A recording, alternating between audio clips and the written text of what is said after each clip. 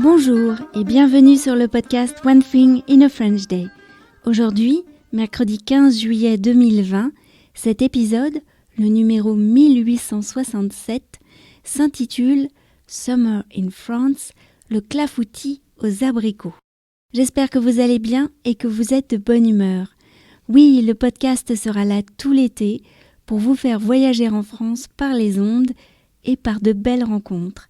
Vous pouvez m'envoyer des messages par Facebook, Instagram ou par email à frenchday@gmail.com. N'hésitez pas à laisser votre avis sur le podcast sur votre application Podbean, Apple Podcasts, Google Podcasts, Spotify, etc. Pour soutenir le podcast, abonnez-vous pour recevoir le texte sur onethinginafrenchday.com.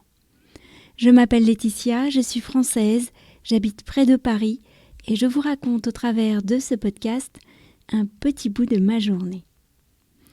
Summer in France, le clafoutis aux abricots. Et si on faisait un clafoutis aux abricots pour le goûter, ai-je proposé ce matin. Encore du clafoutis, a soupiré Félicia. J'aime pas quand il y a des fruits dans la pâte. On peut pas en faire un nature? Le clafoutis, c'est une pâte à crêpes que l'on fait cuire au four avec des fruits. Et quand il n'y a pas de fruits, je pense que ça s'appelle un tau-fait. Lisa est allée chercher son cahier de recettes. On multiplie par combien aujourd'hui? J'ai réfléchi. Il fallait de la pâte nature pour Félicia. Je voulais offrir un petit clafoutis à Bean pour le remercier de nous avoir prêté son dénoyauteur pour notre précédent clafoutis aux cerises du marché. On va faire une pâte x3. Alors, il nous faut 6 œufs et 90 g de sucre, a annoncé Lisa en commençant à sortir les ingrédients.